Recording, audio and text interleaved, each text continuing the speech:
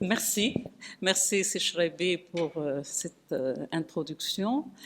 C'est un plaisir pour moi de vous parler de l'hypoglycémie chez le diabétique de type 2. C'est un sujet qui tient à cœur tous les diabétologues parce que le problème de l'hypoglycémie est un problème qu'on vit souvent avec certains patients et qui parfois rend la prise en charge du diabétique très difficile, vu les problèmes que peut poser l'hypoglycémie.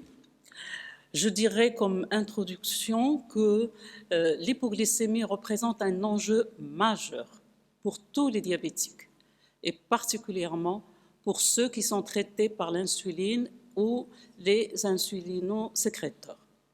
L'hypoglycémie a un impact important sur la qualité du contrôle glycémique, sur la qualité de vie des patients, sur la morbimortalité cardiovasculaire. Et ce problème est bien documenté actuellement, nous allons le voir. Le coût est un fardeau économique de par le monde. Et l'incidence de l'hypoglycémie, bien que fréquente, n'est pas très bien établie, vu le manque de standardisation jusqu'à hier dernières années, des définitions et classifications, manque de sensibilisation des patients.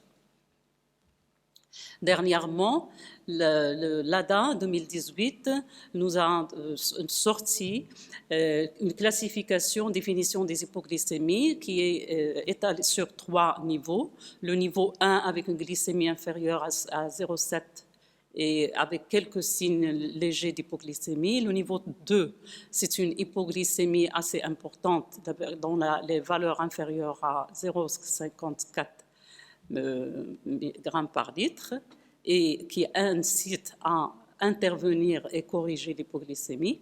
Et puis, il y a le niveau 3 avec l'hypoglycémie sévère. Et là, il n'y a pas de chiffre de seuil, mais c'est une hypoglycémie sévère qui donne un retentissement cognitif important et qui nécessite l'intervention d'une tierce personne pour sauver le patient. Et souvent, c'est des patients qu'on doit prendre en urgence. Une chose à retenir, c'est que les seuils de sensibilité aux symptômes d'hypoglycémie diffèrent selon les patients et en particulier selon l'âge. Et on voit sur cette diapositive que chez les patients de plus de 65 ans, les symptômes, la perception des symptômes, le seuil est très diminué et donc on n'a pas assez de temps pour intervenir, pour corriger avant qu'il y ait de gros problèmes. Pour ce qui est de l'estimation de l'hypoglycémie, il y a une étude qui a été faite à grande échelle sur 24 pays et qui a intéressé plus de 27 000 patients et qui montre que l'hypoglycémie assez fréquente, bien sûr, chez le diabétique de type 1, il est de 73%. Chez les diabétiques de type 2, 19% d'événements hypoglycémiques ont été recensés par an. Sur cette diapositive, on voit que la plupart des conditions d'hospitalisation en urgence liées aux maladies endocriniennes sont dominées par les accidents d'hypoglycémie. En ce qui concerne les médications les plus responsables des hypoglycémies, des urgences, des hospitalisations en urgence, après les anticoagulants vient l'insuline et ensuite les antidiabétiques oraux. Donc ce sont les situations les plus responsables d'hospitalisation en urgence et en particulier chez des patients de plus de 65 ans.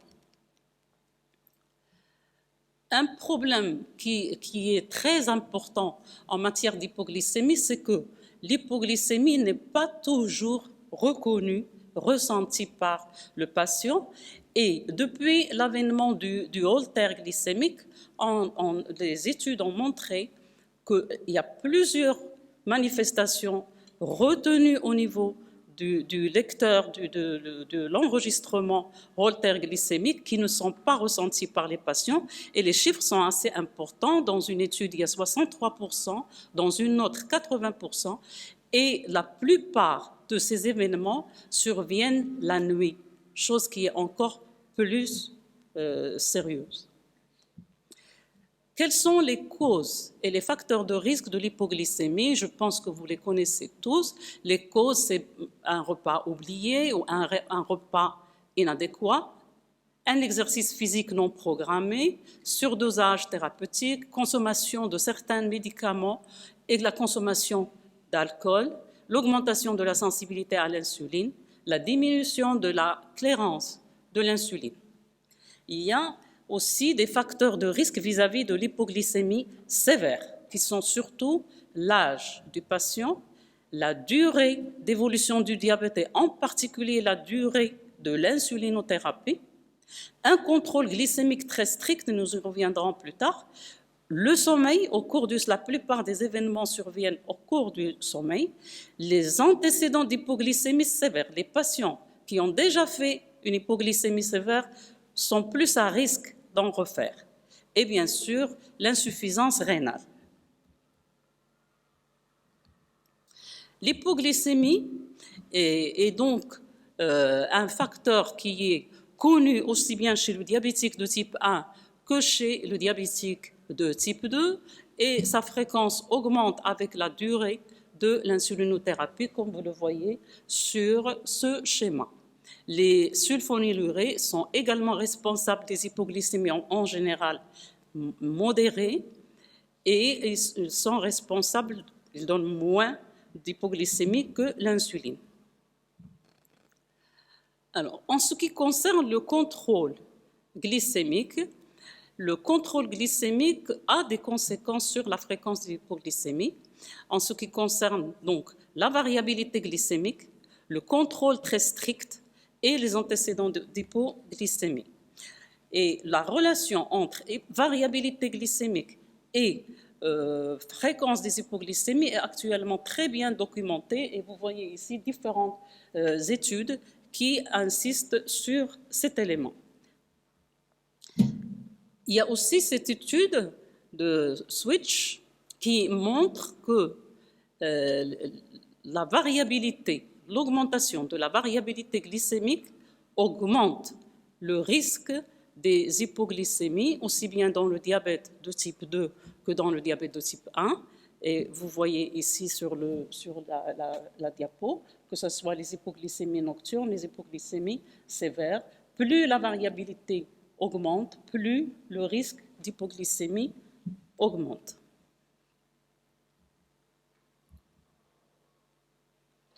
Ici, on a l'étude des votes qui s'est intéressée à la fréquence des hypoglycémies sévères, aux événements cardiovasculaires et la mortalité chez les patients faisant des hypoglycémies. On remarque que plus l'hypoglycémie est importante, plus le risque,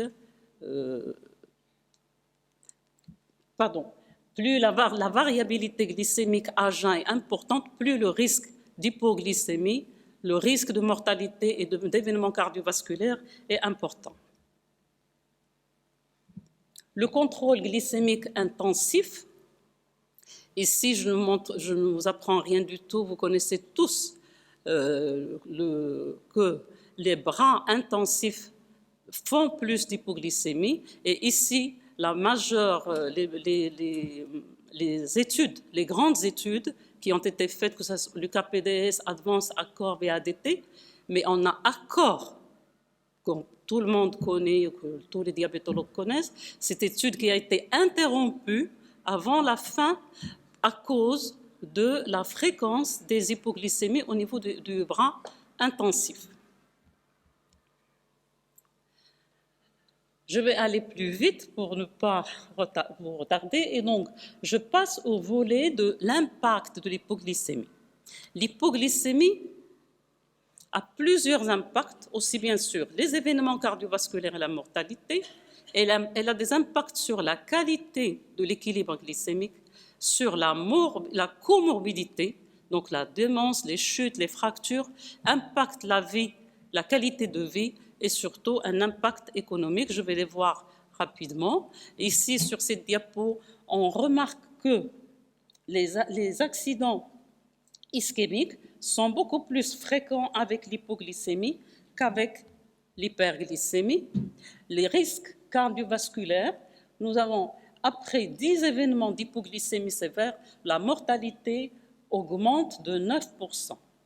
Et les événements hypoglycémiques sont associés à une augmentation significative des événements cardiovasculaires majeurs, de la mortalité cardiovasculaire et l'augmentation des événements microvasculaires. Ici, l'étude LEADER qui a montré l'augmentation du risque des événements cardiovasculaires, la mortalité lors des hypoglycémies sévères, et on le voit très bien sur cette diapo. Donc, qu'est-ce qu'on apprend des grandes études? Les leçons des grandes études, c'est que l'hypoglycémie sévère expose aux événements cardiovasculaires à la mortalité. L'impact sur le contrôle glycémique. Donc, l'hypoglycémie peut constituer un obstacle au bon contrôle glycémique. Pourquoi? Parce qu'elle conduit à la récurrence de morbidité chez la plupart des personnes atteintes de diabète de type 2 avancé. Elle compromet les défenses physiologiques et comportementales contre l'hypoglycémie, ce qui conduit à des épisodes plutôt d'hyperglycémie récurrente, et elle entrave donc le maintien d'une glycémie normale. Il y a aussi la peur de l'hypoglycémie.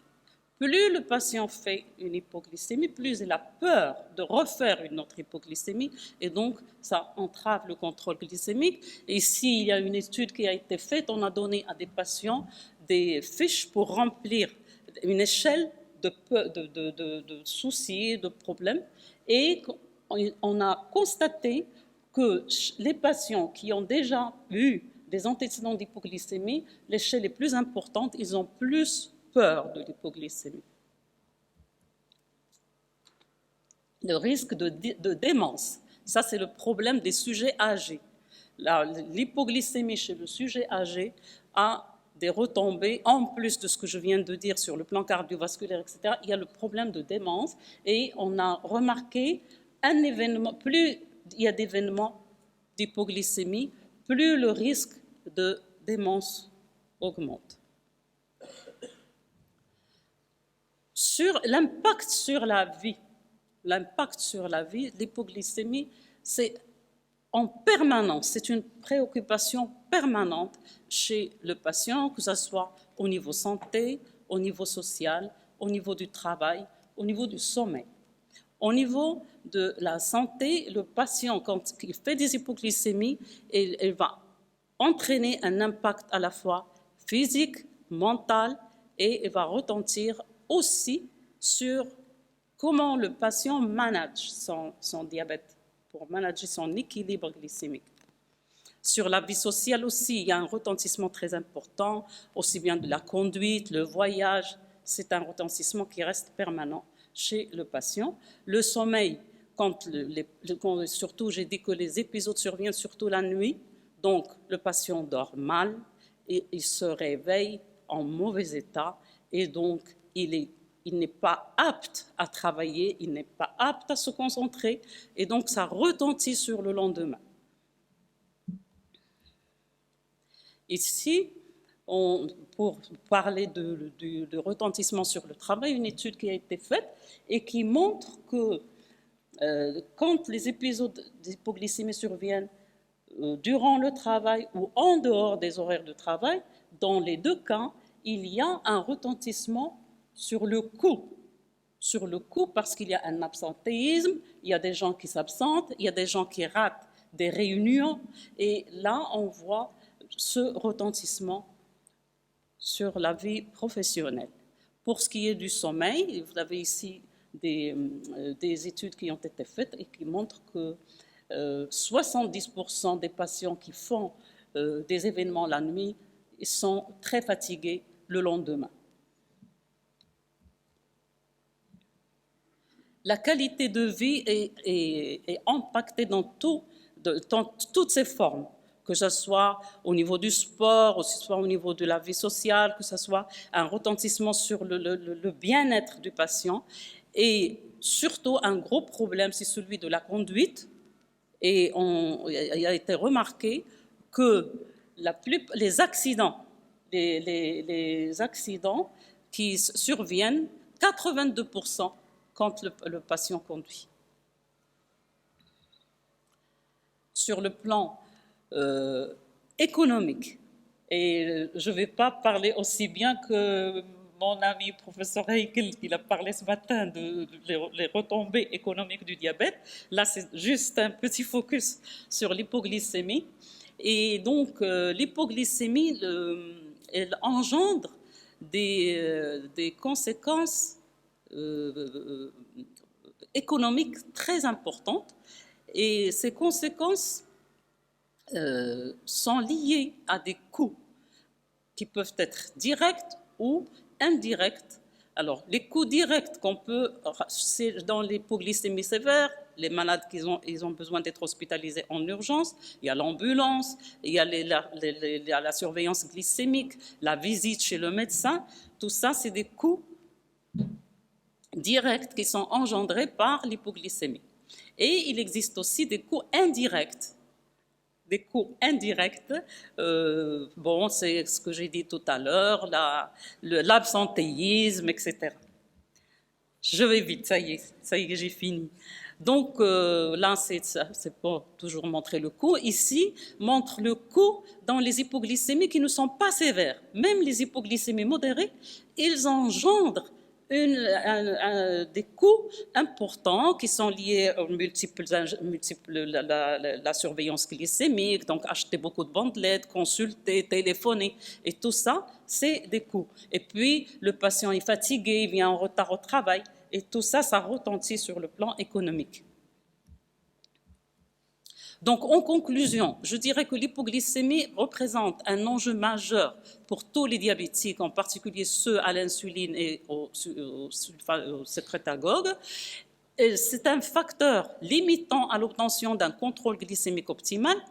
L'hypoglycémie sévère augmente le risque de survenue des événements cardiovasculaires et de la mortalité, et c'est bien documenté actuellement. L'hypoglycémie a des conséquences majeures d'ordre physiopathologique, psychologique et socio-économique. Et donc, le meilleur moyen de réduire le risque des hypoglycémies, c'est d'en tenir compte lors du choix des options thérapeutiques et bien sûr donner une place privilégiée à l'éducation thérapeutique. Et je vous remercie. Très bien.